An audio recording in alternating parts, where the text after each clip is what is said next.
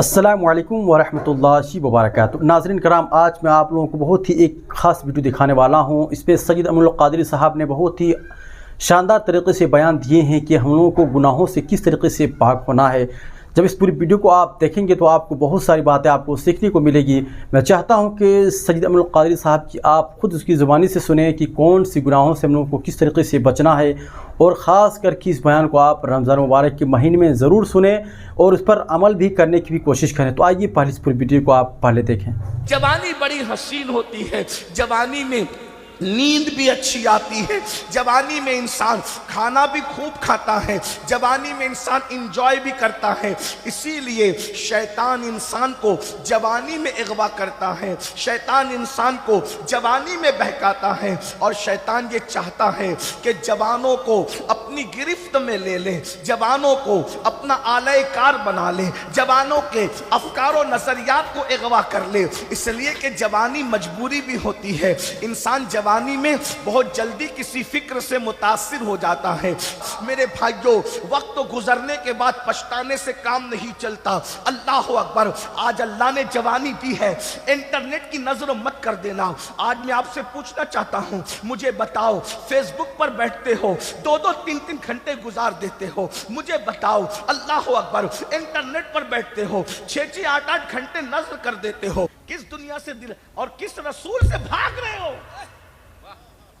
تمہاری قبر میں کوئی نہیں آئے گا ایک ہستی کے سوا۔ ایک ہستی نے آنا ہے، صرف ایک ہستی نے، صرف ایک ہستی نے آنا ہے، اور وہ ہستی جب تشریف لائے تو لوگ کہتے قبر میں اندھیرا ہوگا۔ ہم نے کہا جن کی قبر میں ہوگا ہوگا، جو رسول اللہ کا وفادار ہو اس کی قبر میں اندھیرا ہو ہی نہیں سکتا۔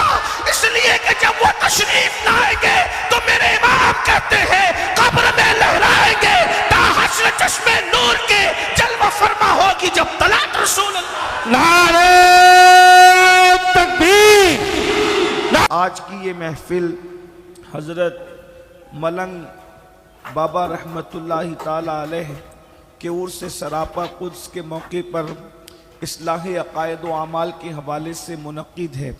اللہ تعالیٰ میری آپ سب کی حاضری کو قبول فرمائے۔ حضرت مولانا نذیر صاحب قبلہ، ان کی رفقا اور ان کی کاوشوں سے یہ محفل منعقد ہے۔ اللہ تبارک و تعالیٰ بلانے والوں کو، آنے والوں کو، انتظام کرنے والوں کو، اور اس محفل کے انعقاد میں مدد کرنے والوں کو، منبر پہ بیٹھنے والوں کو، زمین پہ بیٹھنے اور کھڑے ہو رہنے والوں کو، سننے والوں کو، سنانے والوں کو، سب کو اپنی شان کے مطابق بہتر صلہ عطا فرمائے۔ اگر آپ حضرات صرف بھیڑ کرنے آئے ہیں تو ہو گئی ہے بھیڑ، اور اگر آپ کچھ سننے کے لیے آئے ہیں تو میری گزارش ہے کہ آپ اپنے موبائل اپنی جیب میں رکھ لیں، اور یہ جو چینلوں پر پروگرام ریکارڈ ہو رہا ہے یہ بعد میں آپ کو مل جائے گا۔ تھوڑی دیر آپ اطمینان و سکون کے ساتھ سن لیں۔ اللہ تعالیٰ آپ سب کو بہتر جزا دے۔ آپ اتنی بڑی تعداد میں آئے ہیں، یہ آپ لوگوں کی محبتیں ہیں کہ بیٹھنے کے لیے جگہ ختم ہے، بلکہ کھڑے رہنے کے لیے بھی اب جگہ ختم ہو رہی ہے۔ اس لیے میں اب گزارش کرتا ہوں، بہت دیر تک میں نے بھی کوئی گفتگو نہیں کرنا ہے، کیونکہ میرے بعد بھی آپ کو جو ہے وہ ہمارے مخدوم گرامی حضرت علامہ سید نورانی میاں صاحب قبلہ حضور غازی ملت کے شہزادے سے آپ کو ان کا خطاب بھی سننا ہے۔ اس کے بعد بھائی مداح رسول شبیر برکاتی صاحب سے آپ کو حضور علیہ السلام کی مدح و ثنا بھی سماعت کرنے کا شرف حاصل کرنا ہے۔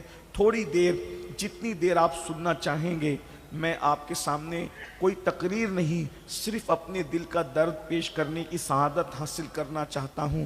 میرے بھائیوں، اچھی طرح یاد رکھو، ہر چیز کے 3 ادوار ہوتے ہیں، 3 ادوار ہوتے ہیں ہر چیز کے۔ مثال کے طور پر ایک پھول، اس کی بھی زندگی کے 3 ادوار ہوتے ہیں۔ پھول پہلے کلی بنتا ہے، اور کلی بننے کے بعد مسکراتا ہے، اور مسکرانے کے بعد شام ہوتے ہوتے مرجھا جاتا ہے۔ یعنی کہ کلی بننا اس کا بچپنا تھا، کھل جانا اس کی جوانی تھی اور اس کے بعد مرجھا جانا اس کا بڑھاپا تھا۔ اسی طرح روزانہ سورج طلوع ہوتا ہے، طلوع ہونے کے بعد سورج سر پر آتا ہے اور سر پر آنے کے بعد پھر سورج مغرب کی سمت غروب ہو جاتا ہے۔ یعنی کہ آپ یہ کہہ سکتے ہیں کہ طلوع ہونا اس کا بچپنا ہے، شباب پر آنا اس کی جوانی ہے اور اس کے بعد غروب ہو جانا اس کا بڑھاپا ہے۔ اسی طریقے سے آپ ہر ایک چیز کو دیکھ سکتے ہیں، ہر چیز کو آپ اندازہ کر سکتے ہیں۔ زیادہ مثالیں وقت کی قلت کی وجہ سے نہیں دی جا سکتی، لیکن اتنا ضرور ہے سب کے 3 ادوار ہوتے ہیں اور ہماری زندگی کے بھی 3 ادوار ہیں۔ ہم پہلے بچے تھے، پھر جوان ہوتے ہیں، پھر اس کے بعد بوڑھے ہوتے ہیں۔ بچپنے میں انسان کے پاس اتنی طاقت نہیں ہوتی۔ کہنے والوں نے کہا ہے کہ بچپنے میں پوری طاقت انسان کی اس کے پیروں میں ہوتی ہے، اس لیے بچے دوڑ بھاگ زیادہ کرتے ہیں، لیکن جب انسان بوڑھا ہو جاتا ہے تو اس کی پوری طاقت اس کی زبان میں آ جاتی ہے، تو بوڑھے لوگ بولتے زیادہ ہیں، بچے دوڑتے زیادہ ہیں، بوڑھے بولتے زیادہ ہیں۔ لیکن جب انسان جوان ہوتا ہے تو سر کے بالوں سے لے کر پیر کے ناخن تک اس کے پورے جسم میں قوت ہوتی ہے، اس کے پورے جسم میں طاقت ہوتی ہے۔ اس لیے یاد رکھیے جوانی کی بڑی اہمیت ہے، اس لیے کہ انسان جوانی میں جو چاہے کر سکتا ہے، انسان جوانی میں جو چاہے کارنامہ انجام دے سکتا ہے۔ اگر انسان چاہے تو زمین کا سینہ چیر کر کے جوانی کے اندر پانی بھی نکال سکتا ہے، اگر انسان چاہے تو پتھروں کو تراش کر کے اللہ اکبر ان کو خوبصورت شکل بھی دے سکتا ہے، پہاڑوں کو تراش کر کے جوانی میں انسان راستے بھی بنا سکتا ہے۔ جوانی بڑی قیمتی ہے اور یاد رکھنا اسلام دین فطرت ہے، ہر مذہب کے اندر کسی بھی عمر کو اہمیت دی جاتی ہو یا نہ دی جاتی ہو، اسلام میں جوانی کی بہت اہمیت ہے۔ اللہ کے رسول صلی اللہ علیہ وآلہ وسلم نے ارشاد فرمایا اپنے صحابہ سے، آقا ارشاد فرماتے ہیں اے میرے صحابہ جوانوں کی اہمیت کرو، جوانوں کی عزت کرو، جوانوں کی اہمیت جانو، جوانوں کی عزت کرو، جوانوں کی قدر کرو۔ کون کہہ رہا ہے؟ پوری دنیا جس کی عزت کرتی ہے، اللہ رب العزت جس کو عزتیں عطا کرتا ہے۔ زہ عزت و اطلاع محمد، میرے امام کہتے ہیں زہ عزت و اطلاع محمد کہ ہے عرش حق زیر پائے محمد۔ اللہ اکبر، جس کے قدموں کے نیچے اللہ کا عرش ہے وہ عزت والا رسول کہہ رہا ہے۔ مصطفیٰ جان رحمت فرما رہے ہیں اے میرے صحابہ جوانوں کی عزت کرو، جوانوں کو اہمیت دو۔ وجہ آقا ارشاد فرماتے ہیں جب میں نے نبوت کا اعلان کیا تو مکے کے بڈھوں نے میری مخالفت کی، جس نے میرا ساتھ دیا تھا وہ مکے کے جوان تھے۔ اس لیے جوانوں کی عزت کی جائے، جوانوں کی قدر کی جائے۔ اللہ اکبر۔ حضرت سیدنا سعد ابن ابی وقاص رضی اللہ تعالیٰ عنہ ارشاد فرماتے ہیں احد کے میدان میں مصطفیٰ جان رحمت پر آنے والے تیروں کو جو میں اپنے سینے پہ لے رہا تھا، اس وقت میری عمر 16 سال سے زیادہ نہیں تھی۔ اللہ اکبر۔ سعد ابن ابی وقاص کہتے ہیں میرے چہرے پر ابھی داڑھی کے بال اگنا شروع بھی نہیں ہوئے تھے، تب میں نے مصطفیٰ جان رحمت کے پر آنے والے تیروں کو اپنے سینے پر لیا تھا۔ احد کی جنگ میں مصطفیٰ جان رحمت کے ساتھ میں نے شرکت کی تھی، اسی لیے آپ دیکھ لیں۔ اللہ اکبر۔ بدر کے جتنے فاتحین 313 سب کے سب جوان ہیں، احد کے جتنے فاتحین 700 سب کے سب جوان ہیں۔ اللہ اکبر۔ اسی طرح خندق جو کھود رہے ہیں وہ سب کے سب جوان ہیں، اور خیبر کا فاتح تو ایسا جوان ہے کہ جس کی جوانی کی گواہی مصطفیٰ جان رحمت نے دی ہے۔ لا فتح الا علی، لا سیف الا ذوالفقار۔ علی کی طرح کوئی جوان نہیں ہے اور ذوالفقار کی طرح کوئی تلوار نہیں ہے۔ اللہ اکبر۔ اندازہ فرمائے یہ جوانی ہے میرے عزیز، جوانی بڑی خوبصورت ہوتی ہے، جوانی بڑی حسین ہوتی ہے، جوانی میں نیند بھی اچھی آتی ہے، جوانی میں انسان کھانا بھی خوب کھاتا ہے، جوانی میں انسان انجوائے بھی کرتا ہے۔ اسی لیے شیطان انسان کو جوانی میں اغوا کرتا ہے، شیطان انسان کو جوانی میں بہکاتا ہے، اور شیطان یہ چاہتا ہے کہ جوانوں کو اپنے اپنی گرفت میں لے لے، جوانوں کو اپنا آلہ کار بنا لے، جوانوں کے افکار و نظریات کو اغوا کر لے، اس لیے کہ جوانی مجبوری بھی ہوتی ہے۔ انسان جوانی میں بہت جلدی کسی فکر سے متاثر ہو جاتا ہے، انسان اچھائی کی طرف بھی جوانی میں جلدی جاتا ہے اور برائی کی طرف بھی جلدی جاتا ہے۔ اسی لیے قرآن نے کہا ثم لتسألن یومئذ عن النعیم، قیامت کے دن اللہ تم سے نعیم کے بارے میں پوچھے گا۔ نعیم کے بارے میں مفسرین مختلف اقوال بیان کرتے ہیں، ایک قول یہ بھی ہے ثم لتسألن یومئذ عن النعیم، اللہ تم سے قیامت میں جوانی کے بارے میں پوچھے گا، خاص طور پر جوانی کے بارے میں سوال ہوگا، بتا تو نے اپنی جوانی کو کیسے گزارا، تو نے اپنی جوانی کو کہاں گزارا، تو نے اپنی جوانی کو کس طرح گزارا، جوانی کی راتیں تو نے کہاں گزاری، جوانی کے دن تو نے کہاں گزارے، جوانی کی صبح تو نے کہاں گزاری۔ اب میں آپ سے پوچھتا ہوں، یہاں پر 90% سے زیادہ مجمع جوانوں کا ہے، میری قوم کے جوانوں، منبر پر بھی جو ہے اکثریت جوانوں کی ہے، اللہ اکبر، ناظم سے لے کے نعت خواں تک، نعت خواں سے لے کے منتظمین تک، منتظمین سے لے کے مقررین تک، مقررین سے لے کے سامعین تک، سب کے سب جوان ہے۔ اب میں جوانوں سے سوال کرتا ہوں، خاص طور پر جوانی سے متعلق سوال کیا جائے گا، بتا تو نے جوانی کی راتیں کہاں گزاری۔ اب میں اپنی قوم کے جوانوں سے پوچھتا ہوں، میری قوم کے جوانوں، تھوڑی دیر کے لیے تصور کرو، اللہ کا دربار ہے، خدا تم سے پوچھ رہا ہے، بتا میں نے تجھے جوانی دی تھی، میں نے تجھے قوت دی تھی، میں نے تجھے طاقت دی تھی، میں نے تجھے حسن دیا تھا، میں نے تجھے جمال دیا تھا، تو نے اپنی جوانی کی راتیں کس کام میں گزاری؟ تو ذرا تصور کرو اللہ کو کیا جواب دے سکو گے، رب کی بارگاہ میں کیا جواب دو گے؟ یہی کہ رات کے 3 بجے تک انٹرنیٹ کا مس یوز کرتے تھے اور انٹرنیٹ پر زنا کی فلمیں دیکھتے تھے۔ اللہ اکبر، مجھے بتاؤ اے میری قوم کے جوانوں، جوانی آوارگی کے لیے نہیں، جوانی عیاشی کے لیے نہیں، جوانی پاپ کرنے کے لیے نہیں، جوانی گندی فلمیں دیکھنے کے لیے نہیں، جوانی کس لیے دی گئی ہے؟ قرآن کہتا ہے الذی خلق الموت والحیات لیبلوکم ایکم احسن عملا، ہم نے زندگی اور موت کو پیدا کر کے تمہیں آزمایا ہے کہ کون تھوڑی سی زندگی پا کر اچھا عمل کرتا ہے۔ میری قوم کے جوانوں، یہ جوانی 16 سال میں شروع ہوتی ہے اور 40 سے 50 سال میں ختم ہو جاتی ہے۔ یاد رکھنا، جوانی جانے کے لیے آتی ہے، جوانی کسی کی ہمیشہ رہتی نہیں ہے۔ علامہ ابن رجب حنبلی اپنے رسائل میں لکھتے ہیں کہ جو جوان جوانی کے اندر عیاشی کرتا ہے، گناہ کرتا ہے، زنا کرتا ہے، بدکاری کرتا ہے، گناہ کر کے اللہ کے غضب کو چیلنج کرتا ہے، اللہ اس کو اتنا دردناک بڑھاپا عطا کرتا ہے کہ بڑھاپے میں اللہ اس کی نیند چھین لیتا ہے، نیند کا چین چھین لیتا ہے، اس کا سکون چھین لیتا ہے، اس کی راحت چھین لیتا ہے۔ جاؤ جا کر ان بڈھوں سے پوچھو جو جوانی میں زنا کرتے تھے، جو جوانی میں بدکاریاں کرتے تھے، جنہوں نے جوانی میں عورتوں کے حسن و شباب سے کھیلا تھا، جنہوں نے جوانی میں اللہ رب العزت کے غضب کو چیلنج کیا تھا، آج وہ بستر میں منہ چھپا چھپا کر کے رو رہے ہیں، کوئی ان کا پرسان حال نہیں ہے۔ اس لیے کہ میرا اللہ فرماتا ہے ان بطش ربک لشدید، تیرے رب کی پکڑ بڑی سخت ہے۔ گناہ کرتے وقت انسان کو احساس نہیں ہوتا کہ میں کیا کر رہا ہوں، گناہ کرتے وقت انسان کو احساس نہیں ہوتا کہ میں کیا کر رہا ہوں، لیکن یہ جوانی ڈھل جائے گی۔ رات کی تاریکیوں میں رنگریلیاں کرنے والوں، جیسے ان بڈھوں کی جوانی چلی گئی، میری اور تمہاری بھی جوانی ختم ہو جائے گی۔ لیکن ابن رجب حنبلی لکھ رہے ہیں کیا؟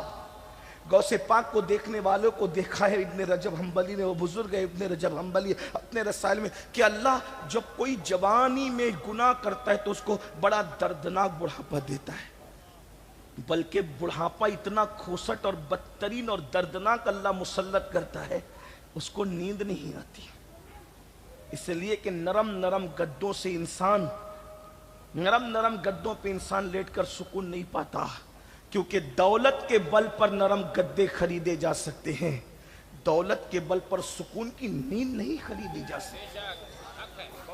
ہر چیز دولت کے بل پہ نہیں خریدی جا سکتی. دولت اور جوانی پر گھمنڈ اور غرور کرنے والوں، میری قوم کے جوانوں، یہ کسی ٹوٹے ہوئے دل کی فریاد ہے، یہ کسی فقیر کی آہو بکا ہے. جوانی بہت قیمتی ہے، جوانی بہت اہم ہے. اس کو پاپ کی نظر مت کر دینا، شیطان اغوا کرتا ہے. رات کو تارے گنتے ہیں بڈھے لوگ، جا کر کے نیک بڈھوں کی بات نہیں کرتا، وہ میرے سر کا تاج ہے. نیک بوڑھوں کی بات نہیں کرتا، وہ میرے سر کا تاج ہے، ان کی زیارت عبادت ہے. بلکہ جو نیک بوڑھے جنہوں نے جوانی میں گناہ نہیں کیا، جو نیک بوڑھے ہیں، میرا اللہ فرماتا ہے جبریل فرشتوں میں اعلان کر دو کہ یہ نیک جوان اب بوڑھا ہو گیا ہے، اس کی داڑھی سفید ہو گئی ہے، اگر بڑھاپے میں اس سے کچھ گناہ ہو جائے تو کہہ دو فرشتوں سے اس کا گناہ نہ لکھا کریں، کیونکہ جس نے جوانی میں گناہ نہیں کیا اب بڑھاپے میں گناہ ہو رہا ہے تو اس کا گناہ نہ لکھا جائے. اللہ جبریل سے کہتا ہے جبریل جاؤ فرشتوں میں اعلان کر دو کہ یہ جوانی میں نفل بھی پڑھتا تھا، جوانی میں سنتیں بھی پڑھتا تھا، لیکن بڑھاپے کی وجہ سے اب کمر درد ہے، اب گھٹنے میں درد ہے، اب پیر میں تکلیف ہے، کمزور ہو چکا ہے، نفل نہیں پڑھ پا رہا ہے، سنت نہیں پڑھ پا رہا ہے، لیکن پھر بھی چونکہ جوانی میں پڑھتا تھا اب بڑھاپے میں نہیں پڑھ پا رہا ہے، تو نہ پڑھنے کے باوجود بھی اس کے نام اعمال میں سنتوں کا ثواب بھی لکھا جائے، نوافل کا ثواب بھی لکھا جائے. اور اللہ فرماتا ہے مجھے سفید داڑھی والے بڈھوں کی دعا رد کرنے میں حیا آتی ہے. سفید داڑھی والے بڈھے جب دعا کرتے ہیں میں ان کی دعا قبول کرتا ہوں. میرے بھائیوں لیکن یاد رکھنا، نیک بوڑھے میرے سر کا تاج ہے، لیکن وہ بوڑھے جنہوں نے جوانی میں پاپ کیے، عیاشیاں کی، ہاں پوری زندگی صبح کو شیونگ کرتے تھے، سنت مصطفیٰ جسے داڑھی کہتے ہیں، منڈوا کر کے خوبصورت بننے کے چکر میں، اسمارٹ بننے کے چکر میں گٹر میں پھکواتے تھے. جا کر کے ان سے پوچھو اگر انہوں نے توبہ نہیں کی، اگر وہ سدھرے نہیں، اللہ ان پر اتنا دردناک بڑھاپا مسلط کرتا ہے، راتیں تارے گن گن کر گزارتے ہیں، نیند نہیں آتی. اور آپ جانتے ہیں بڑھاپے میں دوست کیا کام آئیں گے؟ بڑھاپے میں تو بیوی بھی ساتھ چھوڑ دیتی ہے.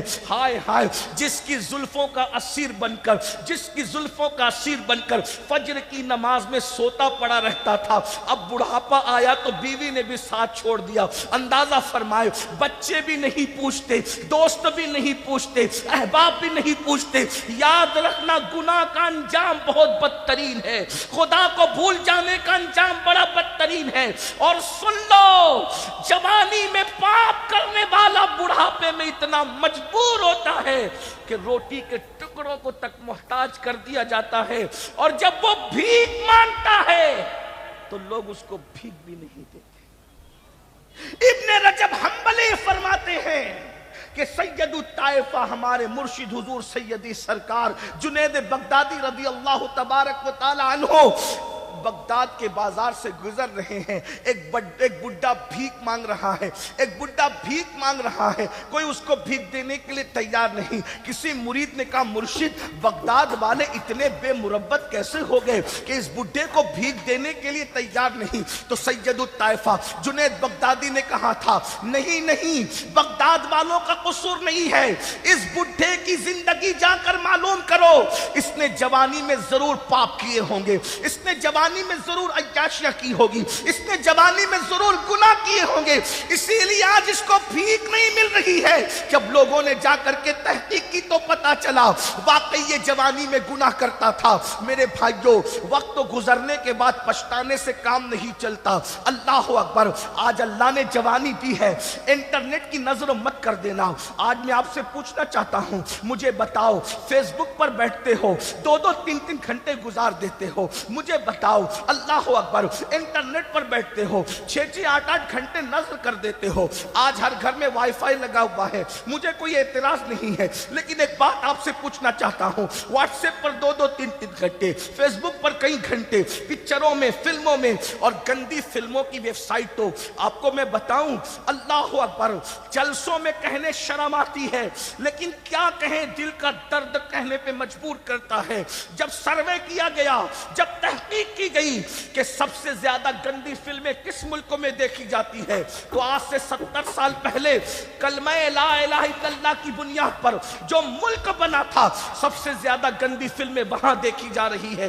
اس کا مطلب جہاں مسلمان زیادہ ہیں گندی فلمیں وہاں زیادہ دیکھی جا رہی ہے۔ مجھے بتاؤ عشق مصطفیٰ کا دعویٰ کرنے والوں، تم کہتے ہو قبر میں رسول اللہ کی زیارت ہوگی، جن آنکھوں سے زنا کے مناظر دیکھے ہو ان آنکھوں سے رسول اللہ کا دیدار کیسے کرو گے؟ جن آنکھوں سے گندی فلمیں دیکھے ہو ان آنکھوں سے حضور کا دیدار کیسے کرو گے؟ کہیں ایسا نہ ہو قبروں میں حضور تشریف لائے اور یہ کہہ کر منہ پھیر کر چلے جائیں تیری آنکھیں اس قابل نہیں ہے کہ تو میرے رخ متوہا کو دیکھ سکے۔ اللہ نہ کرے وہ غیرت والا گنجور رسول اگر ہماری قبروں سے منہ پھیر کر کے چلے جائے، کون مدد کرے گا؟ کون امداد کرے گا؟ ماں نے تو گھر سے ہی چھوڑ دیا تھا، رو رہی تھی لیکن ماں ساتھ نہیں آئی، ماں تو گھر سے ہی چھوڑ گئی، مال تو روح نکلتے وقت ہی چھوٹ گیا، بیٹے آئے منہ پہ مٹی ڈال کر چلے گئے، بھائی آئے منہ پہ مٹی ڈال کے چلے گئے، باپ آیا منہ پہ مٹی ڈال کے چلا گیا، دوست آئے منہ پہ مٹی، کوئی آیا قبر میں؟ قبر میں ایک ہی ہستی نے آنا تھا، صرف ایک ہی ہستی نے آنا تھا، کسی نے نہیں آنا۔ بڑی معذرت کے ساتھ ہم لوگوں سے اتنا پیار کرتے ہو، ہاتھ چومتے ہو، نظر دیتے ہو، سب کرتے ہو، اللہ تمہیں سلامت رکھے، ہم بھی نہیں آئیں گے، ہم بھی سچی بات ہے، کوئی مکھن لگانے کی بات نہیں، کیونکہ ہمیں بھی مرنا ہے۔ اگر ہم تمہیں ہتھیلی میں جنت دکھائیں گے ہتھیلی پر تو ہمیں بھی اللہ کو جواب دینا پڑے گا۔ لیکن سن لو، رات کی تاریکی میں زنا کی فلمیں دیکھنے والوں، عورتوں کے ساتھ ناجائز تعلقات قائم کرنے والوں، لڑکیوں سے ناجائز رشتے بنانے والوں، کوئی نہیں آئے گا۔ سب سے بے وفا اگر کوئی ہے تو یہ دنیا ہے، دنیا، نہ مال، نہ اولاد، نہ بھائی، نہ بچے، کچھ نہیں۔ بھائی میں تو کہہ رہا ہوں قبر کے قریب آ کے مٹی ڈال کے جائیں گے، میں بہت بڑی بات کہہ رہا ہوں۔ لوگ تو جنازے میں بھی نہیں آتے، گہرے دوست جنازے میں نہیں۔ ہم نے اس چھوٹی سی عمر میں بہت تجربات دیکھے، اللہ نے بہت دکھایا ہمیں۔ کووڈ کے موقع پہ ہم نے دیکھا کہ باپ کے جنازے میں بیٹے نہیں گئے۔ آپ کس دنیا پہ فریبتا ہو، باپ کے جنازے میں بیٹے نہیں گئے، بیٹے کے جنازے میں باپ نہیں گیا، پیر کے جنازے میں مریدین نہیں گئے جو پیر چومتے تھے، پیر، پیروں کے جنازے میں مرید۔ کون، کس دنیا سے دل لگایا ہے آپ نے؟ کس دنیا سے دل، اور کس رسول سے بھاگ رہے ہو؟ تمہاری قبر میں کوئی نہیں آئے گا ایک ہستی کے سوا، ایک ہستی نے آنا ہے، صرف ایک ہستی نے، صرف ایک ہستی نے آنا ہے۔ اور وہ ہستی جب تشریف لائے تو لوگ کہتے قبر میں اندھیرا ہوگا، ہم نے کہا جن کی قبر میں ہوگا جو رسول اللہ کا وفادار ہو اس کی قبر میں اندھیرا ہو ہی نہیں سکتا، اس لیے کہ جب وہ تشریف لائیں گے تو میرے امام کہتے ہیں قبر میں لہرائیں گے تا حشر چشمے نور کے جلوہ فرما ہوگی جب طلعت رسول اللہ۔ نعرہ تکبیر، نعرہ رسالت، مسلک اعلی حضرت، مسلک اعلی حضرت، علماء اہل سنت، نعرہ تکبیر، یادگار اولیاء کانفرنس۔ یہ آنکھوں کا دھوکہ ہے، دھوکہ۔ اگر تھوڑا سا ٹائم بچا لے تو نعرے اگر صرف 2 لگا دے تو اچھا، تکبیر و رسالت تھوڑا ٹائم بچا، مجھے کسی نعرے سے اختلاف نہیں، اللہ جانتا ہے، سب نعرے اچھی بات ہے، کوئی جلسہ ایسا رکھے جس میں صرف نعرے لگائیے، اس میں صرف بات ہے۔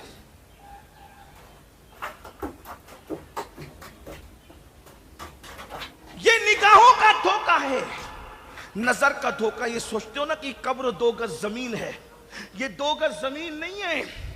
جس کی قبر میں حضور قدم رکھ دیں، جس کی قبر میں حضور قدم رکھ دیں، پھر وہ 2 گز زمین نہیں ہے، پھر وہ زمین کا ٹکڑا بھی نہیں ہے، بلکہ حضور جس کی قبر میں قدم رکھ دیں پھر اس کی قبر جنت کے باغوں میں سے باغ بنا دی جاتی ہے، تا حد نگاہ کشادہ کر دی جاتی ہے، اس میں جنت کے درخت بھی لگا دیے جاتے ہیں، اس میں جنت کی نہریں بھی بہا دی جاتی ہے، اس میں جنت کے باغات بھی لگا دیے جاتے ہیں، اس میں جنت کا بستر بھی لگا دیا جاتا ہے۔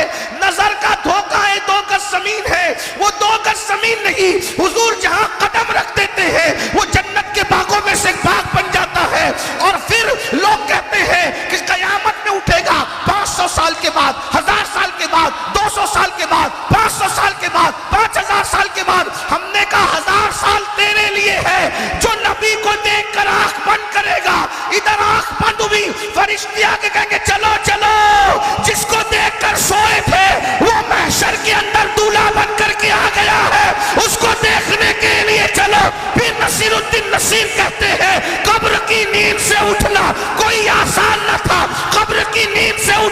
کوئی آسان نہ تھا. ہم تو محشر میں انہیں دیکھنے آئے ہوئے ہیں.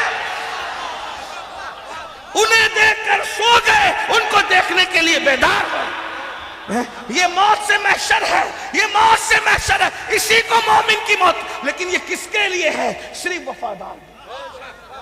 یہ کس کے لیے ہے؟ صرف وفادار کے لیے. اسی لیے دنیا میں غداروں کا عرس نہیں ہوتا, دنیا میں صرف وفاداروں کا عرس.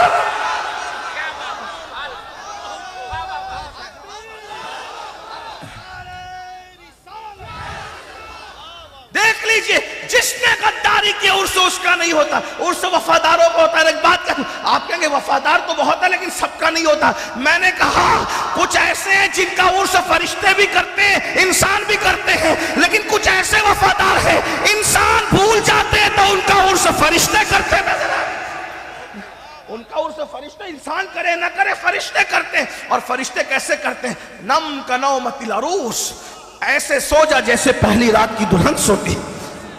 ملنگ شاہ بابا کے وصال کے دن یہ جو بھیڑ جمع ہے یہ کیوں ہے؟ حضور سے وفاداری کی تھی, اس لیے حضور کے وفادار ان کی بارگاہ میں آج بھی وفاداری کا خراج پیش کر. ورنہ عرس کو ختم کرنے کے لیے تو 100 سال تک کے تحریکیں چلی, تحریکیں دم توڑ گئی, لیکن عرس تو وہ دم توڑنے نہیں دیا گیا. کیوں؟ اس لیے کہ تحریک ملا چلا رہا تھا اور عرس کو اللہ نے باقی رکھا تھا. ملا کی اللہ کے آگے کبھی چل ہی نہیں سکتی.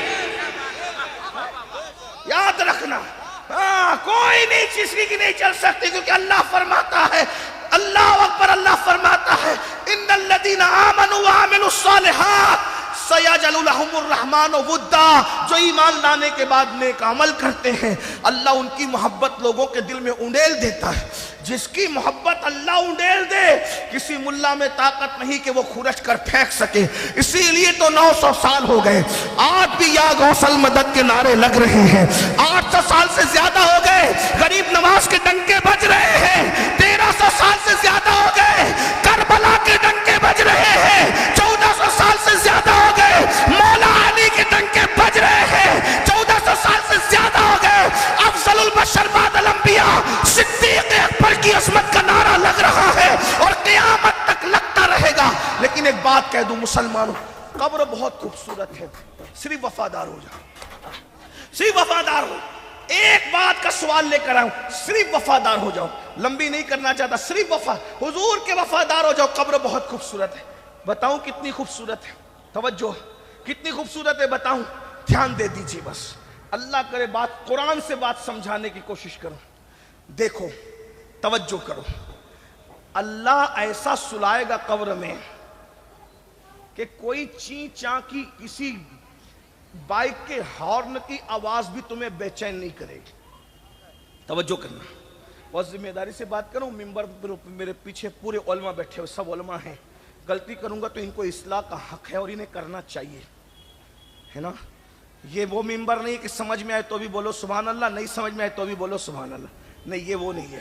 یہ بہت ذمہ دار ممبر ہے علماء اہل سنت کا. توجہ ہے. آپ اگر حضور سے وفاداری کر لی, حضور سے, اللہ اتنی سکون کی نیند سلائے گا. اور کیسے سلائے گا پتہ ہے؟ اللہ خود تھپکیاں دے گا جیسا کہ اس کی شان ہے. میں قرآن پیش کر رہا ہوں آپ کے ساتھ. اللہ خود تھپکیاں دے گا جیسا کہ اس کی شان ہے. آئیے سنیے قرآن, سورۃ الکہف ہے. چند نوجوان اپنا ایمان بچانے کے لیے, دھیان دیجئے, توجہ, چند نوجوان اپنا ایمان بچانے کے لیے ایک غار میں گئے اور سو گئے. ایک غار میں گئے اور سو گئے. کتنا سوئے؟ 309 سال تک کے سوئے. کتنا سوئے؟ 300. کتنا سوئے؟ 309 سال تک. 3 سال میں بدبو آنے لگتی ہے, چونٹیاں تیسرے دن کاٹنے لگتی ہے. لیکن قرآن بتا رہا ہے کہ کتنے سال سوئے وہ؟ 309 سال تک. 309 سال تک وہ سوئے. لیکن اللہ نے کیا کیا؟ قرآن اور تفسیر ابن عباس. ابھی میں نیچے کسی کا ذکر نہیں کر رہا ہوں کیونکہ ابن عباس کو سب مانتے ہیں. عرس کا انکار کرنے والے بھی ابن عباس کو مانتے ہیں, ہم بھی مانتے ہیں. ہم سے زیادہ کون مانے گا ان کو؟ ابن عباس وہ ہستی ہے جو صحابی بھی اور اہل بیت بھی ہے. کچھ خوش نصیب ایسے ہیں جو صحابہ بھی ہیں اور اہل بیت بھی ہیں, یعنی ان کے پاس دو دو نسبتیں حاصل ہیں. سبحان اللہ. یہ وہ ابن عباس ہیں, حضور کے صحابی بھی ہیں, حضور کے اہل بیت میں بھی ہیں. اللہ اکبر. اللہ کے وہ نیک بندے. اچھا قرآن نے کیا کہا؟ وہ بڈھے نہیں تھے. پھر آ گئی نا بات, دیکھیں آ گئی. وہ بڈھے نہیں تھے, کون تھے؟ جوان تھے. چند جوان. دیکھو جوانوں کی سونے کی بھی اہمیت. جوان تھے, کس لیے نکلے؟ حضرت عیسیٰ کی وفا میں ایمان بچانے کے لیے نکلے. وقت کا بادشاہ ایمان چھین رہا تھا اور یہ چند جوان نکلے اور غار میں سو گئے. 309 سال تک سوتے رہے.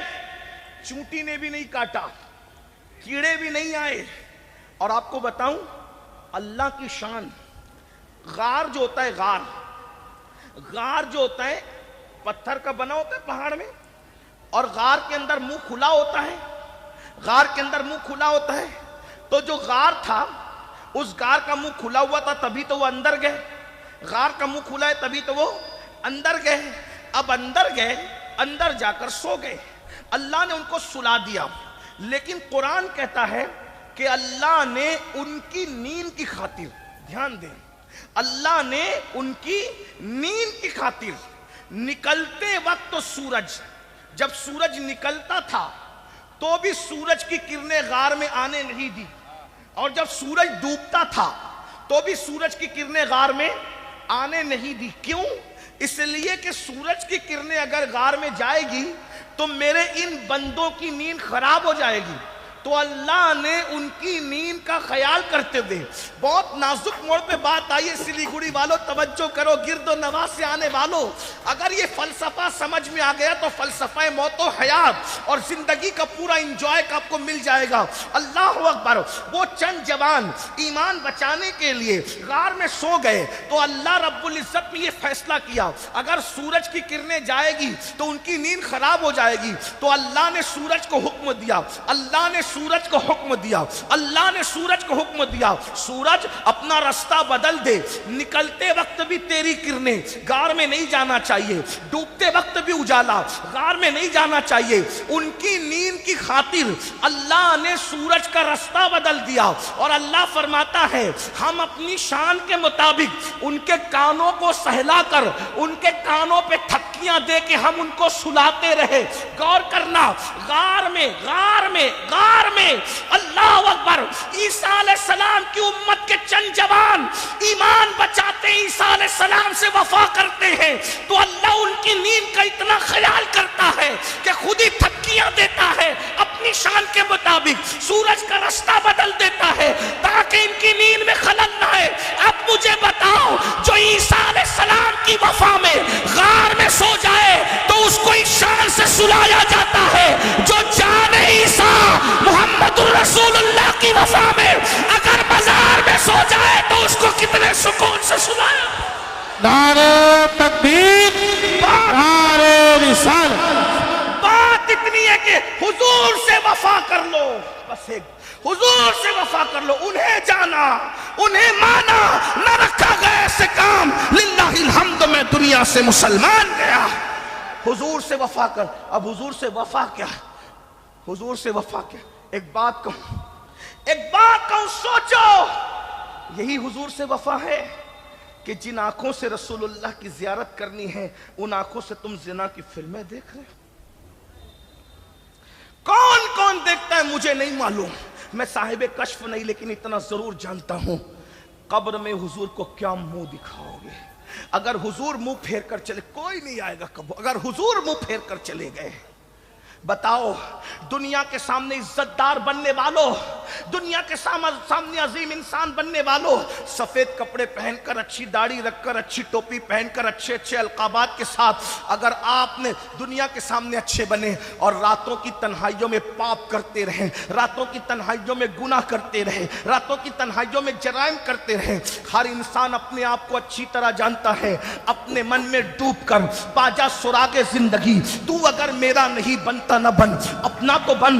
یاد رکھنا یہ جوانی گزر جائے گی، پھر کہتا ہوں یہ جوانی گزر جائے گی، بڑھاپے میں پچھتاؤ گے، بڑھاپے میں پچھتاؤ گے، بھیک بھی نصیب نہیں ہوگی، روٹی کے ٹکڑے کو لوگ ترس جاتے ہیں جوانی میں پاپ کرنے والے۔ میری قوم کے جوانوں، اس لیے آج آپ کو پیغام دیا جاتا ہے، حضور سے وفا کرو گے تو سکون سے قبر میں سو گے۔ حضور کی وفا جب قبر میں سکون عطا کر سکتی ہے تو حضور کی وفا دنیا میں سکون کیوں نہیں عطا کر سکتی؟ آپ کہیں گے سید کیا ہم لوگ وفادار نہیں؟ میں نے کہا یہ فیصلہ میں نہیں کرتا اور یہ فیصلہ تم بھی نہیں کر سکتے، یہ فیصلہ تو حضور نے کرنا ہے۔ اب ایک سوال کرتا ہوں، مجھے بتاؤ، حضور کے وفادار ہونے کا دعویٰ ہے، ذرا یہ بھی تو بتاؤ کیا کوئی اپنے محبوب کی آنکھوں کی ٹھنڈک بھی چھینتا ہے؟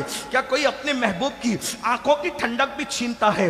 حضور سے وفاداری کا دعویٰ کرنے والوں، نبی کے نام پہ جان دینے کی بات کرنے والوں، مجھے ایک سوال کا جواب دو، اپنے ضمیر کی عدالت میں خود کھڑے ہو کر کے اپنے آپ کو جواب دو، کیا اپنے محبوب کی آنکھوں کی ٹھنڈک کوئی چھینتا ہے؟ نہیں۔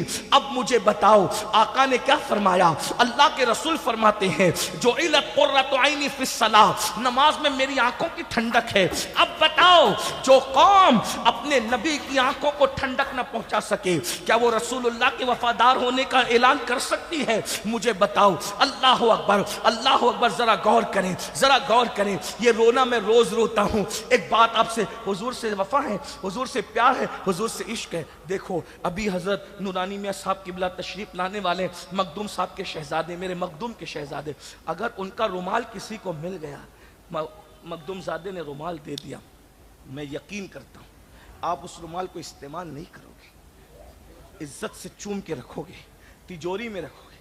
اگر وہ کسی کے پیر ہے تو مرید کہے گا، کیا کہے گا؟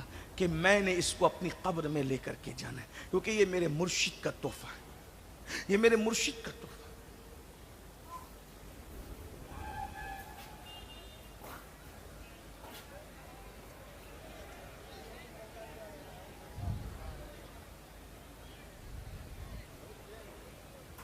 تو یہ لوگ شور کر رہے ہیں نا سن۔ اگر آپ سننا چاہتے ہیں تو اب میں کچھ کہوں یا آپ لوگ شور کریں، پھر کوئی بات، کوئی مسئلہ نہیں۔ اب میری گزارش ہے اگر کوئی مہمان بھی ہو تو ان کو وہیں روکیں آپ، اور جب حضور نورانی میاں سرکار تشریف لائیں گے تو ان کے ساتھ ان کو عزت سے لے کر آئیے گا، کیونکہ میں سمجھتا ہوں کہ اب ذکر رسول سے بڑا کوئی نہیں ہے۔ اب جو مہمان ہیں ان کو عزت کے ساتھ وہیں کرسی بٹھا کے روکیے، جو بھی بڑی ہستیاں ہیں وہ میرے سر آنکھوں پہ، ان کی جوتیاں سر آنکھوں پہ، میں قرآن حدیث پڑھ رہا ہوں، جب تک نورانی میں حضرت تشریف نہیں لاتے ان کو ادھر مت لائیے، حضرت کے ساتھ لائیے گا، پھر حضرت آ جائے پھر یہاں انٹری بند، کوئی نہیں آئے گا۔ پھر سمجھ میں آئے بات؟ درود شریف پڑھے آپ۔ رب صلی وسلم دائما ابدا علی حبیبک خیر الخلق کلہ۔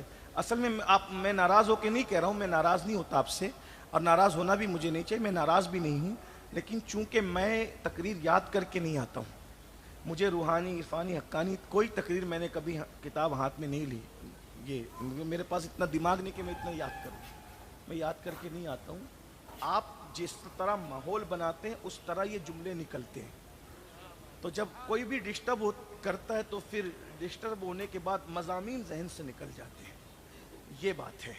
اور پھر تقریر کے لیے یاد کرنا پڑتا ہے، یہ تو دل کا درد ہے۔ میں کوئی تقریر کرنے بھی نہیں آیا، میں کوئی مقرر بھی نہیں ہوں، اور نہ میں تقریر کرنا کوئی علامہ فہامہ بھی نہیں ہوں کہ میں کوئی آپ کے سامنے فکری بات کر رہا ہوں۔ میں صرف ایک جلا ہوا دل جو ہے نا جب چیختا چلاتا ہے، بس وہ یہی آؤ بکا، بس یہ دکھڑا آپ کے سامنے رکھ رہے ہیں، اللہ کرے آپ کے دل میں اتر جائے۔ ایک بار درود شریف پڑھنے، اب کوئی آواز نہیں کرے گا، سب لوگ خاموشی کے ساتھ سنیں، بہت اچھا سن رہے ہیں۔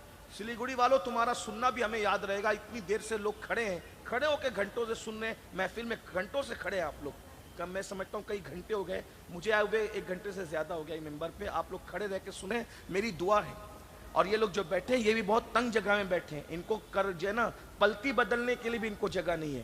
میری فقیر کی دعا ہے کہ قیامت کے دن جو 50,000 سال کا دن ہے، اللہ اس دن تمہیں کھڑے رہنے سے محفوظ کر لے، حضور کی محبت میں کھڑے، حضور کی محبت میں بیٹھے ہو صلی اللہ علیہ وسلم۔ تھوڑی دیر سن لو، ایک بار سب درود شریف پڑھیں، اگر سننا چاہتے ہیں ہزاروں درود اس وقت آقا کی بارگاہ میں پیش ہو جائیں گے، سب بلند آواز سے درود شریف پڑھیں۔ اللہم صلی علی سیدنا و مولانا محمد معدن الجود والکرم وآلہ وصحبہ صلاۃ و سلام علیک یا جد الحسن والحسین۔ سوال ہو رہا تھا کیا ہم حضور کے وفادار ہیں، کیا ہم حضور کے عاشق ہیں؟ بالکل آپ کا جواب درست ہے، میں کوئی انکار نہیں کرتا، مجھے انکار کرنے کا حق بھی نہیں، بلکہ میں تو یہ کہتا ہوں آپ مجھ سے بہتر عاشق رسول ہو۔ اگر عاشقان رسول کی فہرست بنے گی، آپ کا نام اوپر رہے گا اور سب سے نیچے آخری میں میرا نام، اور وہ بھی یہ تمنا کرتا ہوں کہ اگر آخر میں بھی میرا نام آ جائے تو بھی میں کامیاب رہوں گا۔ میں اتنا گرا پڑا آدمی ہوں، میری کوئی اوقات اور حیثیت نہیں ہے، لیکن ایک سوال کرنا ہے اپنے آپ سے، اپنے ضمیر کی عدالت میں کھڑے ہو کر، اپنے دل سے، اپنے دل کو جج بنا کر، اپنے دل کو مفتی بنا کر، اپنے دل کو قاضی شرع بنا کر، اپنے دل کو قاضی القضات بنا کر کے، یہ چیف جسٹس بنا کر، اپنے دل کو فیصل بنا کر پوچھئے کہ ہم عاشق رسول ہیں، کیا ہم حضور کے وفادار ہیں؟ اب آپ سے ایک سوال کرتا ہوں، میرے بھائی بتا، ذرا غور کر، اب تیرے پیر نے تجھے ٹوپی دی، رومال دیا، میں نے دے دیا، امیر القادری نے دے دیا، علامہ صاحب نے دیا، مولانا نے دیا، نقیب صاحب نے، ذیشان برکاتی صاحب نے دیا، شبیر بھائی نے دے دیا، کسی نے دیا، تاج الشریعہ نے دیا، مفتی اعظم نے دیا، شیخ الاسلام نے دیا، غازی ملت نے دیا، جس کو ہی بزرگ مانتے حضور سیدی سرکار امین ملت نے دیا، جس کو ہی بزرگ مانتے ہو، بالکل انہوں نے کچھ دیا، آپ نے پیر کا تحفہ ہے سر پہ رکھا، آنکھ پہ رکھا، قبر میں لے جاؤں گا، قبر میں لے جاؤں گا، قبر میں لے جاؤں گا، قبر میں لے جاؤں گا۔ میں نے کہا تجھے سلام ہے میرے بھائی، بہت سلام ہے، بہت سلام ہے، بہت پیر کے تحفے کی کیا قدر کرتا ہے تو۔ اور پیر کا تحفہ، پیر نے اپنا تحفہ اپنے بیٹے کے ہاتھ سے دیا، پیر نے اپنا تحفہ اپنے خلیفہ کے ہاتھ سے دیا، تو بھی آپ کہتے ہیں یار تحفہ بھی بے مثال، لانے والا بھی بے مثال، اور آپ نے اس کو رکھا، کبھی آپ اس کو بیت الخلاء میں پہن کر نہیں گئے، کبھی آپ نے اس کو پیٹھ کے پیچھے پھینکا نہیں، کبھی آپ نے اس کو پیر سے رگڑا نہیں، تمہیں سلام ہے بھائیو، لیکن آپ سے پوچھتا ہوں، ایک تحفہ آپ کے پیر نے دیا ہے جس کو آپ سر پہ رکھ رہے ہیں، عطر لگا رہے ہیں، قبر میں لے جانے کا پلان ہے، بچے ہاتھ لگاتے ہیں تو چیخ پڑتے ہو اے دور ہٹ، بچوں کی کا کام نہیں، وہاں ہاتھ نہیں لگانا، بیوی ہاتھ لگاتے تو کہا دور ہٹ، وہاں ہاتھ نہیں لگانا۔ اب آپ سے پوچھتا ہوں، پیر کے بھی تحفے کی اتنی قدر ہے، کیا اللہ کے دیے ہوئے تحفے کی بھی اتنی ہی قدر ہے؟ اللہ نے بھی تو ایک تحفہ دیا آپ کو، حضور کے وفادار ہونا، اللہ نے بھی ایک تحفہ دیا، توجہ ہے، بس یہ دل کی آواز ہے، اللہ نے بھی ایک تحفہ دیا تمہیں۔ پیر کا تحفہ قبر میں کام آئے گا کہ نہیں آئے گا؟ پوری ذمہ داری سے کہہ رہا ہوں، کسی کو ناراض ہونا ہے تو 1000 بار ہو جائے، لیکن میں پوری ذمہ داری، پیر کا تحفہ قبر میں کام آئے گا کہ نہیں آئے گا، اس کی کوئی گارنٹی نہیں ہے۔ کام بھی آ سکتا ہے، نجات بھی ہو سکتی ہے، اور اگر اللہ چاہے تو کام نہیں بھی آ سکتا، اللہ کی چاہت پر ہے۔ کیونکہ میرے پاس ایک دلیل ہے، توجہ کریں، کہ عبداللہ ابن ابی رئیس المنافقین مرا تو وہ رسول اللہ کا جبہ اس کو پہنایا گیا، مگر حضور نے فرمایا میرا جبہ اس کو پہنایا تو گیا ہے لیکن میرا جبہ اس کو کام نہیں آئے گا قبر میں۔ وجہ، توجہ، دھیان دیجئے، حضور کا جبہ اس کو کام نہیں آئے گا قبر میں، وجہ کیونکہ جبہ تو پہنا لیکن وہ حضور کا وفادار نہیں تھا۔ اصل چیز وفا پر ہے، جب رسول اللہ کا جبہ پہننے والا رسول اللہ کا وفادار نہ ہو تو اس کو نبی کا جبہ کام نہیں آتا، تو اگر پیر کا تبرک لے جانے والا نبی کا وفادار نہ ہو تو پیر کا تبرک اس کو کیا قبر میں کام آئے؟ بات رسول اللہ کی وفا کی ہے، بس۔ ارے حضور سے وفا نہیں ہے تو نماز بھی کام نہیں آنا، روزے بھی کام نہیں آنا، کوئی عمل بھی کام نہیں آنا، اصل چیز حضور کی وفا ہے۔ لیکن آپ بات سنیے، پیر نے تحفہ دیا تو سر آنکھوں پہ رکھتے ہو، اللہ نے بھی تحفہ دیا، اس کی کیا عزت کی آپ نے، اس کی کیا قدر کی آپ نے؟ اور تحفہ اللہ نے دیا، اور کس کے ہاتھوں سے دیا؟ تحفہ اللہ نے دیا اور کس کے ہاتھوں سے دیا؟ تحفہ اللہ کا ہے، اس تحفے کو نماز کہتے ہیں۔ اللہ نے معراج میں لامکاں پہ بلا کے محبوب سے کہا محبوب اتنی دور آئے ہو، صرف سمجھانے کے لیے بطور مفہوم عرض کر رہا ہوں، اتنی دور آئے ہو، اتنا لمبا سفر کیا، سفر سے لوٹنے والے کے لیے سنت ہے، سفر سے لوٹنے والے کے لیے سنت ہے کہ جب گھر لوٹے تو کوئی نہ کوئی تحفہ لے کر کے لوٹے۔ آقا نے یہاں تک فرمایا جب سفر سے واپس جایا کرو تو اپنے بچوں کے لیے کچھ نہ کچھ تحفہ لے کے جایا کرو، اور یہ بھی فرمایا جب تحفہ لے کے جایا کرو تو پہلے بیٹوں کو مت دیا کرو، تحفہ پہلے بیٹیوں کو دیا کرو، پہلے تحفہ بیٹیوں کو دو، بیٹوں کو مت دو۔ 3 بیٹیاں اور 1 بیٹا ہے، اکلوتے بیٹے کو پہلے مت دینا، پہلے بیٹیوں کو دینا۔ آقا فرماتے بیٹی کا دل بڑا نازک ہوتا ہے، جس نے بیٹے کو تحفہ دیا بیٹی کا دل دکھ جائے گا، جس نے بیٹی کا دل دکھایا اس نے مجھ محمد کا دل دکھا دیا۔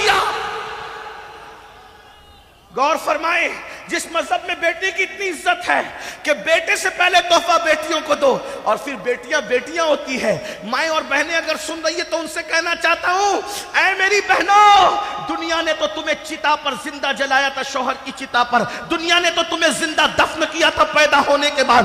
دنیا نے تو تمہیں شیطنت کہا تھا, دنیا نے تو تمہیں نحوست کہا تھا, دنیا تو تمہیں جیب زنا کا آلہ قرار دیا تھا. اگر تمہاری عزت کو کسی نے بحال کیا ہے تو وہ صرف اور صرف آمنہ کا لال ہے. میرے آقا نے فرمایا بیٹی کو برا مت جانو کیونکہ میں محمد بیٹیوں کا باپ بن کر کے آیا ہوں. بیٹی کی پرورش کرنے والا باپ اور میں محمد جنت میں اتنے قریب ہوں گے جیسے یہ 2 انگلیاں قریب ہیں.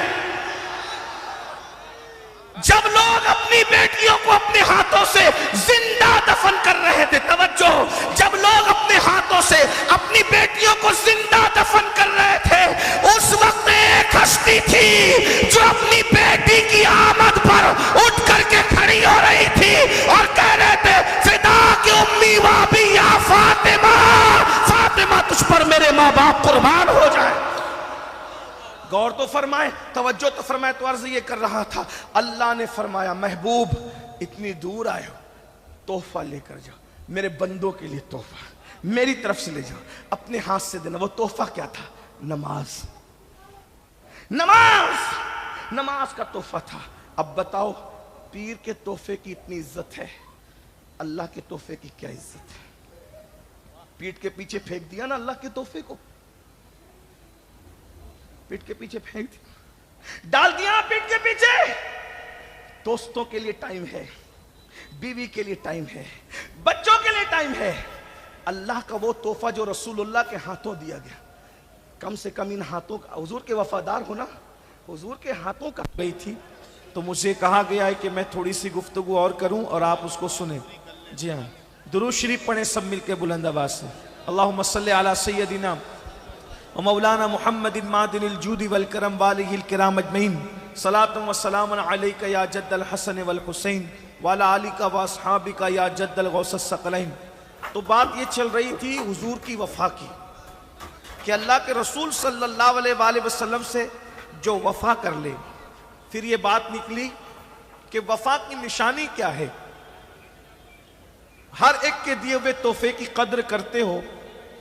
جو تحفہ اللہ نے اپنے محبوب صلی اللہ علیہ وآلہ وسلم کے ہاتھوں سے شب معراج ہمیں بطور تحفہ دیا, جسے نماز کہتے ہیں. دوستوں کے لیے ٹائم ہے, انٹرنیٹ کے لیے ٹائم ہے, محفلوں کے لیے ٹائم ہے, نماز کے لیے ٹائم نہیں. اور یاد رکھنا اللہ کے رسول صلی اللہ تعالی علیہ وسلم کا ارشاد سنو. آقا کریم صلی اللہ علیہ وآلہ وسلم ارشاد فرماتے ہیں, اللہ کے پیارے محبوب کا فرمان ہے کہ جس نے جان بوجھ کر نماز کو ترک کر دیا, دھیان سے سننا, حضور سے عشق کا دعویٰ کرنے والوں, آقا سے محبت کا دعویٰ کرنے والوں, آقا سے پیار کا دعویٰ کرنے والوں, انکار نہیں ہے کہ تم عاشق رسول ہو, یقیناً عاشق رسول ہو, لیکن بتاؤ اللہ کے حبیب علیہ الصلوۃ والتسلیم فرماتے ہیں جس نے جان بوجھ کر نماز چھوڑ دیا وہ میرے ذمے سے باہر ہو گیا, قیامت کے دن اس کے ساتھ میرا کوئی وعدہ نہیں ہے. اللہ کے بندو ذرا سوچو, جس سے حضور علیہ الصلوۃ والتسلیم بیزاری کا اظہار فرمائے. سیدنا ابو ہریرہ رضی اللہ تبارک و تعالیٰ نے ارشاد فرماتے ہیں کہ اللہ کے رسول علیہ السلام مجھ سے کہا کرتے تھے, اے ابو ہریرہ بے نمازی کی صحبت میں نہ بیٹھا کرو, اس لیے کہ جہاں بے نمازی ہوتا ہے مسلسل اللہ کی لعنتیں اس پر برستی رہتی ہے. اللہ اکبر. جن کی صحبت میں بیٹھنے سے اللہ کے رسول علیہ السلام اپنے صحابہ کو منع کریں, آپ مجھے بتائیں وہ بے نمازی ہے. مسجدوں کو ویران کر کے مصطفیٰ جان رحمت کے دل کو تکلیف پہنچانے والوں, اللہ کے حبیب علیہ السلام نے ایک مرتبہ اپنے صحابہ سے کہا, اے میرے صحابہ یہ اللہ کی بارگاہ میں دعا کرو کہ کوئی بدبخت نہ رہے, کوئی محروم نہ رہے. اللہ سب کو بدبختی سے بھی بچائے, محرومی سے بھی بچائے. صحابہ کرام سے یہ کہنے کے بعد آقا ارشاد فرماتے ہیں, کیا تم مجھ سے نہیں پوچھو گے کہ بدبخت بدبخت کسے کہتے ہیں، محروم کسے کہتے ہیں، ذرا دھیان سے سننا۔ جو رسول ہر امتی کا وقت ہے، اللہ اکبر، وہ رسول جو ہماری قسمت ہے، وہ رسول اللہ اکبر جو ہمارے مقدر میں لکھی ہوئی ہماری گویا کہ تقدیر ہے۔ اسی لیے تو حضور کے امتی کو ہم بد نصیب نہیں کہہ سکتے، کیونکہ جس کے نصیب میں آمنہ کا نام لکھا ہو اس سے بڑھ کر نصیب والا کون ہو سکتا ہے؟ ہمارا نصیب ہمارا رسول ہے، لیکن وہی حضور فرما رہے ہیں اے میرے صحابہ دعا کرو کوئی بدبخت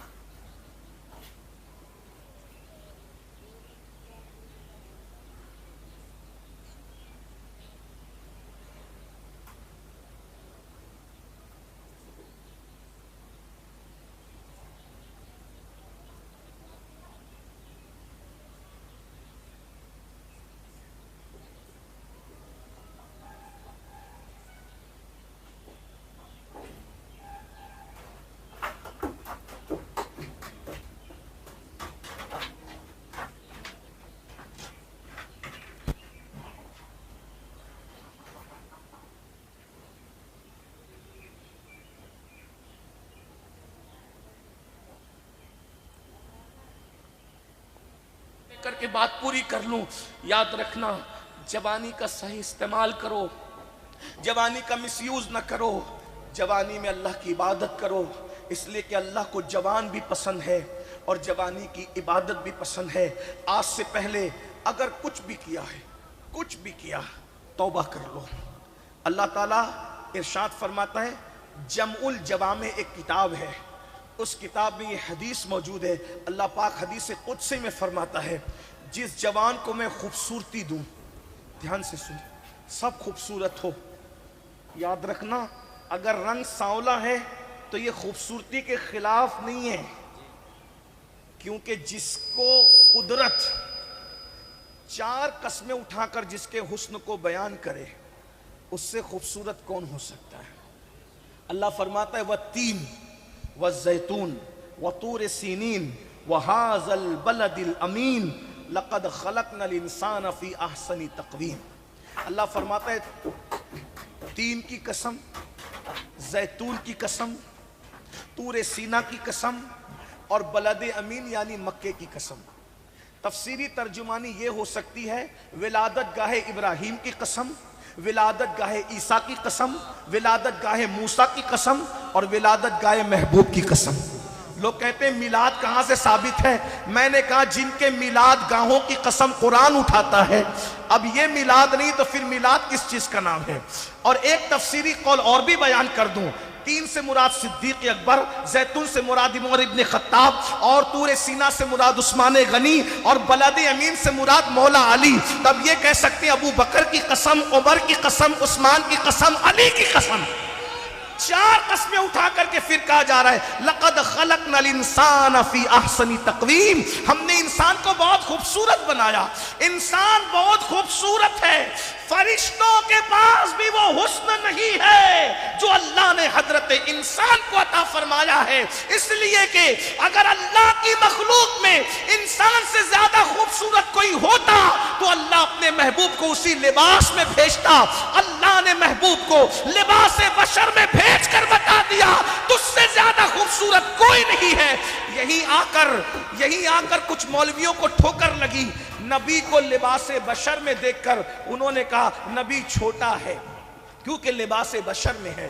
ہم نے کہا نظریں بدل گئی تو نظارے بدل گئے۔ نبی کو لباس بشر میں مولوی نے دیکھا تو نبی چھوٹا نظر آیا، اور ہم نے لباس بشر میں دیکھا تو ہمیں لباس بشریت کی معراج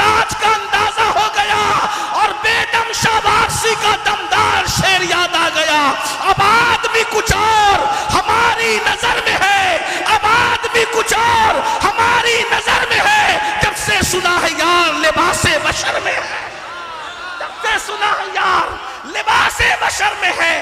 ہمیں پتا چل گیا لباس بشریت کتنا عظیم لباس ہے کہ اللہ نے حقیقت محمدی کو لباس بشر پہنا کر کے بھیج دیا.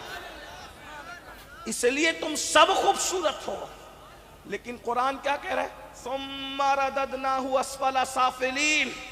اگر تم نے جوان کی قدر نہیں کی، اگر تم نے جوانی کی قدر نہیں کی تو اللہ تمہیں بڑھاپے کے عمیق غار میں ڈھکیل دے گا.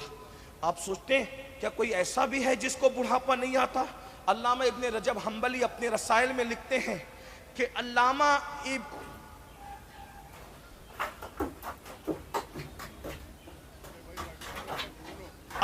ابن طیب طبری رحمت اللہ تعالی علیہ 100 سال کی عمر میں بھی جوان دکھتے تھے. 100 سال کی عمر میں بھی جوان دکھتے تھے. یاد رکھنا یہ جو سٹیا ہوا کھوسٹ کمزور بڑھاپا آتا ہے نا، بڑھاپا وہ گناہوں کی وجہ سے آتا ہے. ورنہ اگر انسان گناہ نہ کرے بال سفید ہو جاتے ہیں، لیکن بڑھاپا نہیں آتا جس کو کمزوری کہتے ہیں. میں نے کہا نا آپ کو کہ کہنے والے نے یہ جو بات کہی کہ محمد کے غلاموں کو بڑھاپا آ نہیں سکتا. غلاموں کو بڑھاپا، داڑھی سفید ہونا یہ حسن ایمان کی نشانی ہے. بڑھاپا کمزوری کا نام ہے، کمزوری کا. اللہ اکبر. اسی لیے اللہ نے اپنے محبوب کو بھی بڑھاپے سے محفوظ رکھا. 63 سال کی عمر میں بھی اللہ کے رسول علیہ السلام 35 سال کے جوانوں کی طرح نظر آتے تھے. اسی لیے جو بھی حضور کو دیکھتا پکار اٹھتا یا شباب، اے جوان. اسی لیے یاد رکھنا اللہ اکبر. اور پھر بات مولا علی کی آتی ہے تو اللہ نے علی کو ایسی جوانی عطا فرمائی ہے، اللہ نے علی کو ایسی جوانی عطا فرمائی ہے کہ مولا علی کو کبھی بڑھاپا آیا ہی نہیں. بلکہ ایک بات میں آپ سے کہہ دوں، قاتل دشمن تھا لیکن قاتل نے علی کو بازار میں نہیں مارا، قاتل نے علی کو دکان پہ نہیں مارا، قاتل نے علی کو بستر پہ سوتے ہوئے نہیں مارا. اس لیے کہ علی کی نیند میں بھی روب تھا، روب. قاتل جان گیا علی کو مارنا ہے تو سوتے میں بھی نہیں مارا جا سکتا. اگر علی کو مارنا ہے تو حالت نماز میں حملہ کرو تبھی علی کو مارا جا سکتا ہے. اسی لیے مولا علی کے لیے اس عمر میں جب داڑھی سفید ہو گئی تھی قاتل نے ٹکرانے کی کوشش نہیں کی، کیونکہ اللہ نے علی کو وہ جوانی عطا کی تھی کہ ان کو کبھی بڑھاپا آیا ہی نہیں. میرے آقا فرماتے ہیں لا فتح الا علی، لا سیف الا ذوالفقار.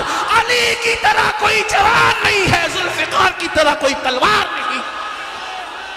ابن رجب حنبلی لکھتے ہیں ابن طیب طبری سے پوچھا گیا 100 سال کی عمر میں آپ کو بڑھاپا نہیں آیا، وجہ؟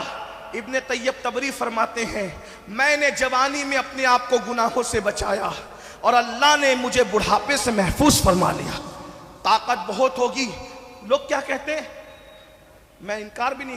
گھی کھاؤ، کاجو کھاؤ، بادام کھاؤ، پستہ کھاؤ، مغزیات کھاؤ، مقوی غذائیں کھاؤ، طاقت رہے گی. میں ایک سوال کرتا ہوں، انکار نہیں، کھاؤ. لیکن جن کے گھر میں 1 مہینہ چولہا نہیں جلتا تھا ان کو کون سے ڈرائی فروٹ نصیب ہوں گے؟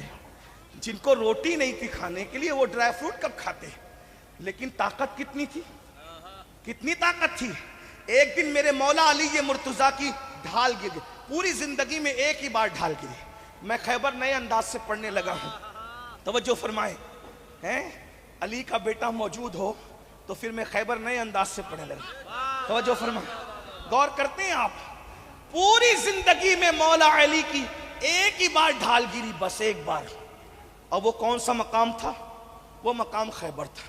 کبھی کبھی لوگ خیبر بیان کرتے بھی اتنا کہتے ہیں کہ مرحب نے حملہ کیا تو علی کا کچھ نہیں ہوا. میں یہ خلاف واقعہ بات ہے. ہم لوگ غلو کرنے والے لوگ نہیں ہیں.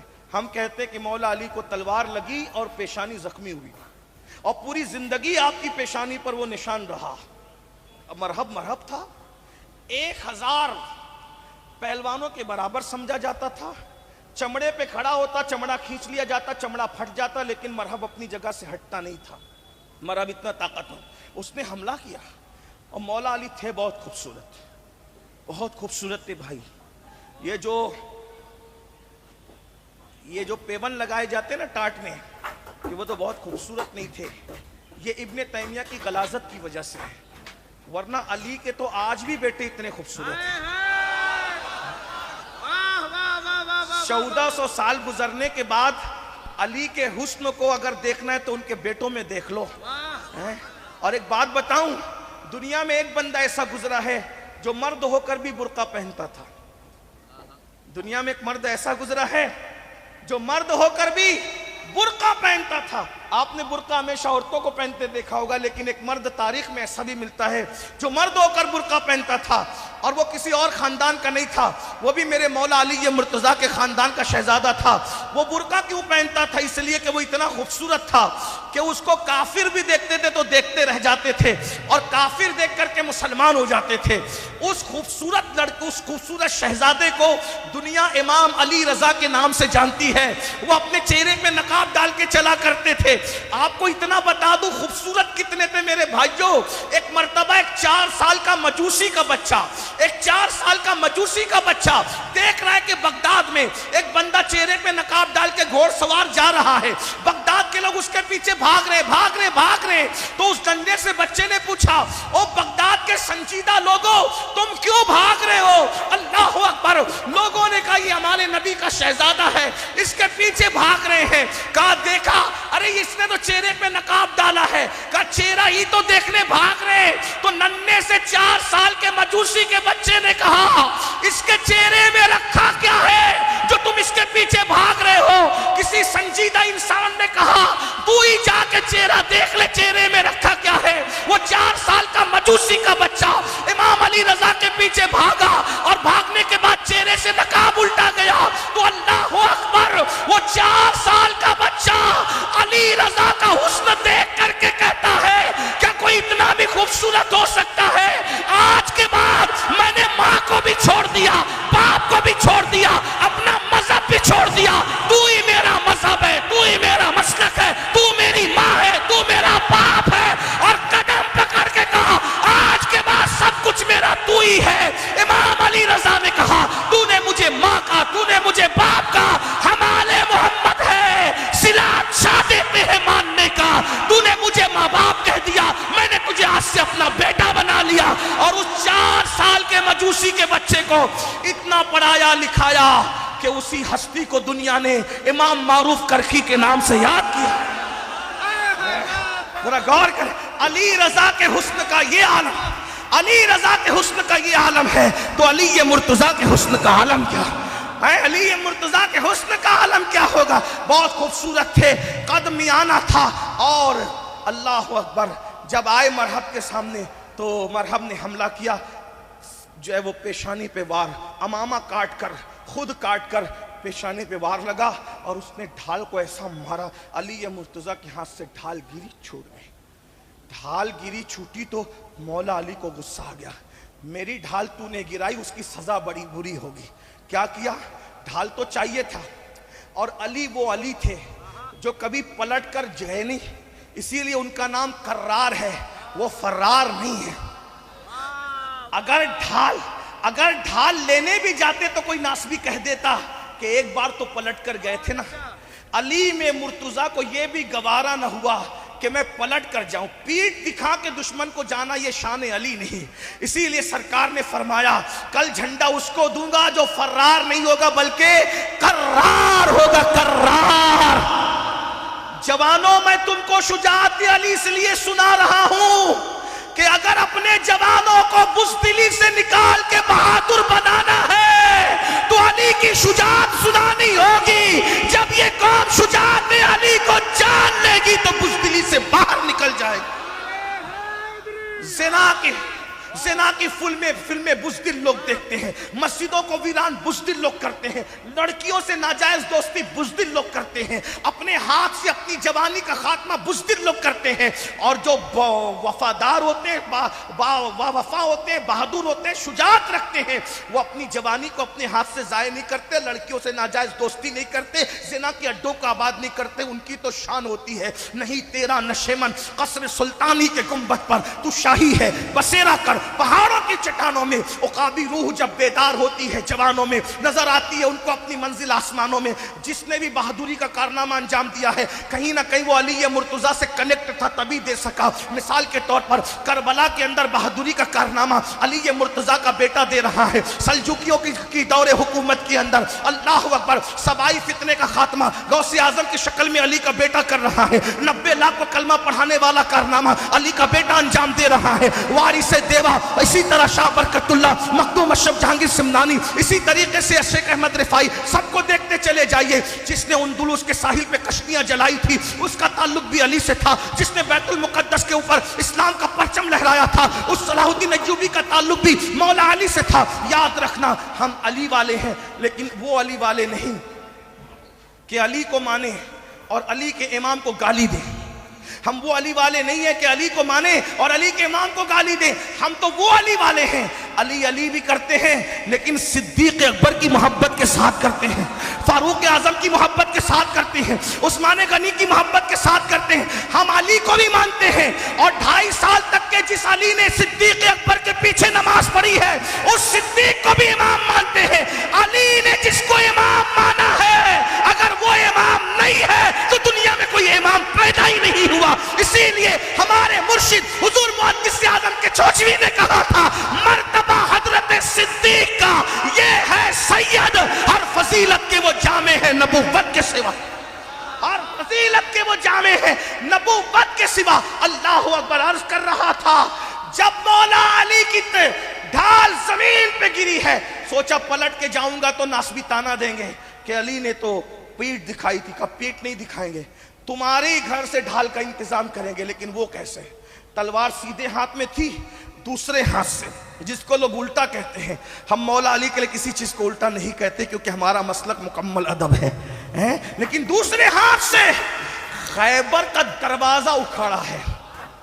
تو نے میری ڈھال گرائی اس کی سزا دیکھ لے مرحب کہ میں نے تیرے قلعے کے دروازے کو ڈھال بنا لی. اور اللہ اکبر 150 من کا دروازہ اٹھا کر مولا علی اس کو ڈھال بنا کر کے لڑتے رہے اور جب اٹھا کر کے پھینکا ہے تو 40 لوگ مل کر بھی اس کو اٹھا نہ سکے. یہ طاقت ہوتی ہے جوانی کی جو گناہ سے بچ جائے. جو گناہ سے بچ جائے تو بس اینڈ کرتے ہوئے کیا کہ گناہ سے بچ جاؤ. جب بھی دل چاہے گناہ کرنے کا ایک چیز سوچنا اللہ دیکھ رہا ہے بس. کوئی دیکھے نہ دیکھے اللہ دیکھ رہا ہے. اور اس تصور سے کہ اللہ دیکھ رہا ہے زندگی میں ایک گناہ چھوڑ دو گے اللہ ساری زندگی کے گناہ معاف کر دے گا. میرے آقا علیہ السلام فرماتے ہیں کوئی عورت پہ انسان کا قبضہ ہو جائے اور انسان اس سے زنا کرنے کی کوشش کرے اور کوئی روکنے والا نہ ہو, بس یہ سوچ کے کہ اللہ دیکھ رہے آدمی دور ہو جائے, اللہ اسی وقت اس کو بے حساب جنت نعیم کا مستحق قرار دیتا ہے. اللہ دیکھ رہا ہے. ترمذی شریف کی ایک حدیث ہے جس کو میں اپنے الفاظ کے جامع میں, جس کو علامہ ابن الجوزی نے بھی لکھا, بڑے بڑے بزرگوں نے لکھا, اپنے الفاظ کے جامع میں پیش کر رہا ہوں. حضور کو یہ حدیث خود اتنی پسند تھی یہ واقعہ کہ حضرت عبداللہ ابن عمر کہتے ہیں میں بچہ تھا پھر بھی حضور سے میں نے 7 مرتبہ اس حدیث کو سنا. کچھ یاد رہے نہ رہے یہ حدیث یاد رکھنا, اسی پہ میری بات پوری ہو رہی ہے. جوانی کی حفاظت کیجئے, جوانی کی قدر کیجئے. جوانی چلی جائے گی, پچھتاؤ گے پچھتاؤ گے پچھتاؤ. 16 سال سے شروع ہو کر 50 سال تک جوانی رہے گی پھر چلی جائے گی. اللہ کے رسول علیہ السلام فرماتے ہیں بنی اسرائیل میں ایک جوان تھا, اس کا نام کفل تھا. کفل حضور کو بہت پسند تھا یہ واقعہ. حضور نے ابن عمر نے 7 بار سنا تو جو جوان اور بڑی عمر کے صحابہ تھے انہوں نے کتنی بار سنا ہوگا. کبھی کبھی کچھ لوگ یہ بھی سوچتے ہیں کیا ان مقرروں کو اور کچھ یاد نہیں رہتا, کبھی بات دہراتے ہیں. یاد رکھنا یاد نہ رہنے پر ہی دہرایا نہیں جاتا. وَذَكِّرْ فَإِنَّ الذِّكْرَ تَنفَعُ الْمُؤْمِنِينَ. مومنوں کے سامنے باتوں یاد دلایا کرو, ان کو نصیحت کیا کرو, باتیں ریپیٹ کیا کرو کیونکہ ان کو یاد دہانی کرانا فائدہ دیتا ہے. عالم ماکانہ وما یکون نے جب ایک واقعے کو 7 مرتبہ ابن عمر کے سامنے بیان کیا تو یہ بھی یاد رکھنے کی بات ہے نا. کفل ایک جوان ہے, اپنے الفاظ کے جامع میں حدیث کا مفہوم پیش کر رہا ہوں, لیکن وہ عیاش ہے, گنہگار ہے, پاپی ہے. جوان ہے, پاپی ہے.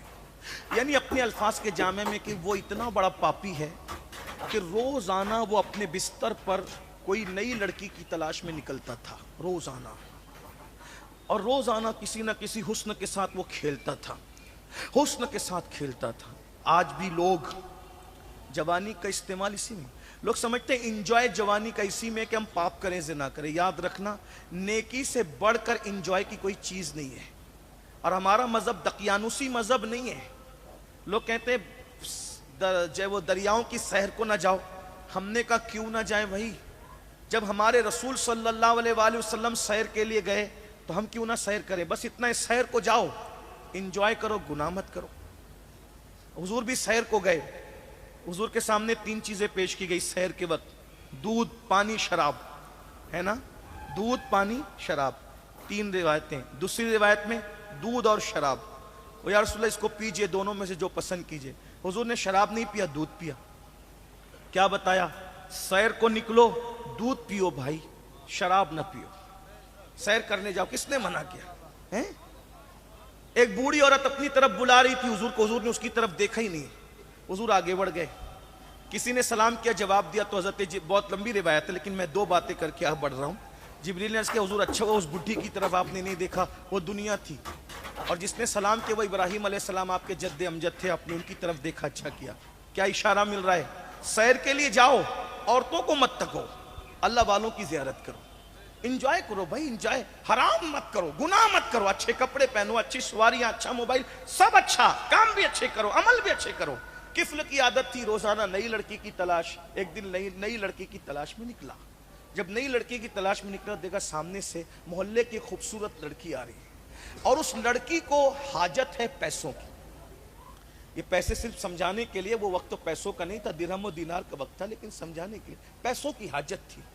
اور ایک بات یاد رکھنا اچھی طرح سے، سلیگوڑی اور قرب و جوار سے آنے والوں، آج جو رونا روتے ہو نا اپنے جلسوں میں، مسلمانوں کی بیٹیاں بھاگ رہی ہے، مرتد ہو رہی ہے، لوگ مرتد ہو رہے ہیں، کافر ہو رہے ہیں، جلسے میں درد بھری باتیں کرنا مرتد کے فتنے کا حل نہیں ہے، فتنہ ارتداد کا حل نہیں ہے، جب تک کہ اس مرض تک نہ پہنچو کہ لوگ مرتد کیوں ہو رہے ہیں۔ پہلی بات تو جتنی تعداد مرتد ہونے والوں کی بتائی جا رہی ہے وہ صحیح نہیں ہے، چند گئے، چند لوگ گئے، سب نہیں، لیکن گئے کیوں؟ 80% لوگ وہ ہیں جن کے باپ کے اعلان